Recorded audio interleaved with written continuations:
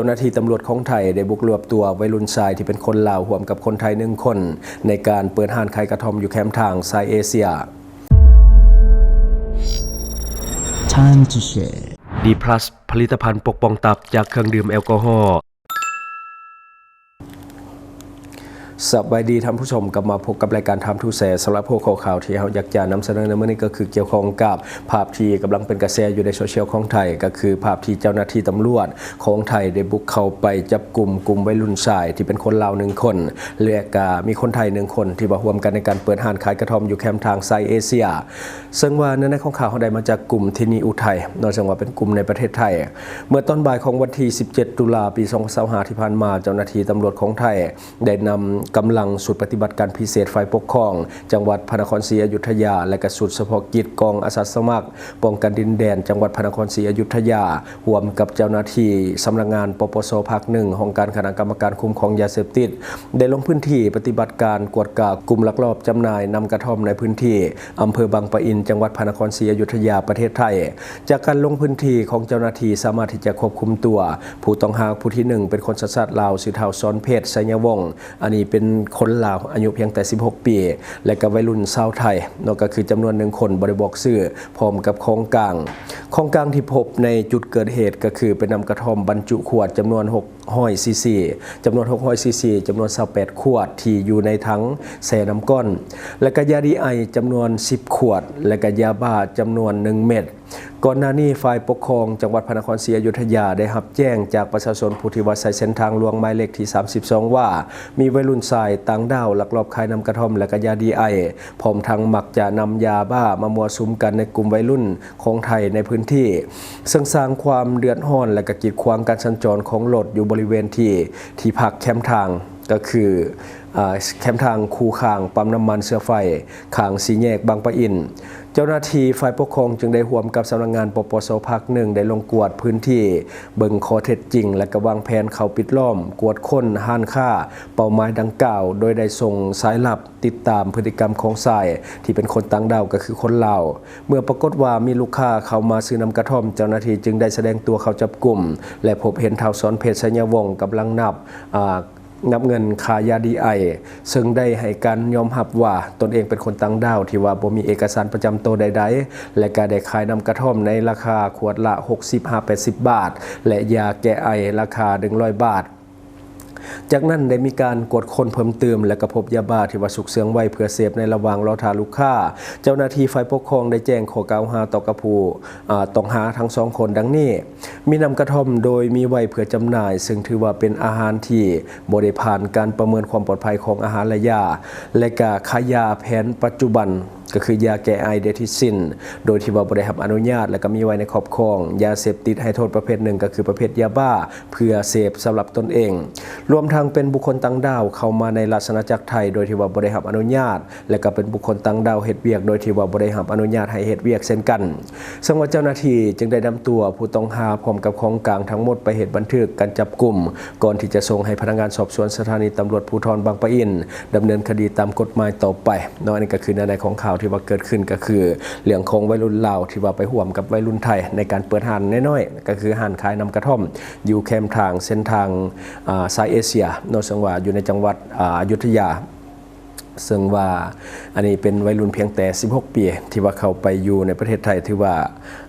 กับบ่แน่ใจว่าไปด้วยสาเหตุใดเพราะว่าอายุยังน้อยๆ16 ปีนะแต่ว่าโตคนหันก็คือเป็นผู้บ่าวละเป็นผู้ใหญ่ละแล้วก็มีการเฮ็ดร่วมกับคนไทยซึ่งว่าคนเราบ่ได้ขายเองน่าจะไปร่วมกับคนไทยหลายกว่าแต่ว่าในรายงานข่าวส่วนใหญ่จะเห็นแต่เรื่องของคนเราที่ว่าเป็นวัยรุ่น16 ปีแต่ว่าคนไทยบ่มีการรายงานข่าวอันนี้ก็คือสิ่งที่มันเกิดขึ้นในปัจจุบันก็คือวัยรุ่นลาวนี่ไปเฮ็ดเวียกอยู่ในประเทศไทยเกี่ยวข้องกับยาเสพติดนี่ค่อนข้างที่จะเฮ็ดหลายขึ้นบ่ว่าจะขนส่งยาเสพติดขายยาเสพติดหรือว่าการเข้าไปเป็นขบวนการในการตะเวนลักลดหรือว่าอย่างต่างๆอยู่ในประเทศไทยหลังๆนี่ก็จะเห็นหลายขึ้นและที่สำคัญกว่านั้นอายุนี่ก็ค่อนข้างที่จะน้อยลงก็คือแบบว่าอย่างล่าสุดนี่แหละที่เกิดขึ้นมีแต่อายุเพียงแต่16 ปีเท่านั้นที่ว่าไปเฮ็ดเวียกขายนำกระท่อมในประเทศไทยแต่ก่อนเราเข้าไปประเทศไทยเมื่อก่อนเขาก็จะเห็นเรื่องของการขายนำกระท่อมอยู่แคมป์ทางก็ถือว่าเป็นเรื่องปกติแต่ว่าแล้วนี่ครับบ่แน่ใจว่าเขาเจ้าแบบเอาเข้าเป็นยาเสพติดคืนหรือบ่สำหรับเรื่องนำกระท่อมแต่กัญชานะฮู้อยู่แต่ว่านำกระท่อมนี่บ่แน่ใจว่าตอนนี้ยังฟรีอยู่บ่ยังขายได้บ่หรือว่า เอาเขาเป็นยาเสพติดคือเก่าแต่ว่าเห็นเขาขายจังสีนี่คือว่าถูกจับเนาะแต่ก่อนหน้านี้เขาเข้าไปเห็นขายหลายได้ลักษณะแบบนี้แต่ว่าบ่ได้ถูกจับแต่ว่าช่วงนี้น่าจะมีการเอากลับเขาเป็นยาเสพติดคือเก่าหรือบ่กับบ่ฮู้คือกันเนาะอันนี้ต้องไปหาข้อมูลเพิ่มเติมก่อนและทั้งหมดก็เก็บคือสิ่งที่เราเก็บมาเล่าสู่ฟังหวังว่าท่านจะได้รับสาระดีๆสำหรับท่านที่ว่าเบิ่งรายการเฮาอยู่คิดเห็นจะได้กับสิ่งนำเสนอไปก็อย่าลืมฝากไว้ภายใต้คอมเมนต์ของเฮาและข้าพเจ้าจะเข้าไปอ่านด้วยตนเองขอขอบใจข่าวสารที่หลากหลายนำเสนอได้โดนใจวิเคราะห์ตรงประเด็นแถมเนื้อหาก็ฟังง่ายอัปเดตข่าวเล่าทุกแบบทุกสไตล์ฟังกันสบายที่ช่องทางทูแชร์ทางทูแชร์ทางทูแชร์ทางทูแชร์แล้วครบเครื่องข่าวคนเล่าแท้ๆนำเสนอลงคลิปใหม่ทุกวันเปิดมาเมื่อไรก็ได้เจอให้ชมกันฟรีเสิร์ฟสิ่งดีๆให้เสมอข่าวราวยุคใหม่ไว้ใจไทม์ทูแชร์ไทม์ทูแชร์ไทม์ทูแชร์ไทม์ทูแชร์แล้วพบกันทุกช่องทางลงคลิปแบบจุใจที่ YouTube ก็ดูได้ทุกวัยทุกยุคที่ Facebook ก็มีข่าวที่หลากหลายที่ TikTok ก็วิเคราะห์ก็ชับใหญ่ข่าวเล่ายุคใหม่ไว้ใจไทม์ทูแชร์ไทม์ทูแชร์ไทม์ทูแชร์ไทม์ทูแชร์แล้วไทม์ทูแชร์ไทม์ทูแชร์ไทม์ทูแชร์แล้วข่าวเล่ายุคใหม่ไว้ใจไทม์ทูแชร์ไทม์ทูแชร์ครบเครื่องดื่มข่าวคนเล่าแท้ๆนำเสนอลงคลิปใหม่ทุกวันเปิดมาเมื่อไรก็ได้เจอให้ชมกันฟรีเสิร์ฟสิ่งดีๆให้เสมอข่าวเล่ายุคใหม่ไว้ใจไทม์ทูแชร์ไทม์ทูแชร์ไทม์ทูแชร์ไทม์ทูแชร์แล้วพบกันทุกช่องทางลงคลิปแบบจุใจที่ YouTube ก็ดูได้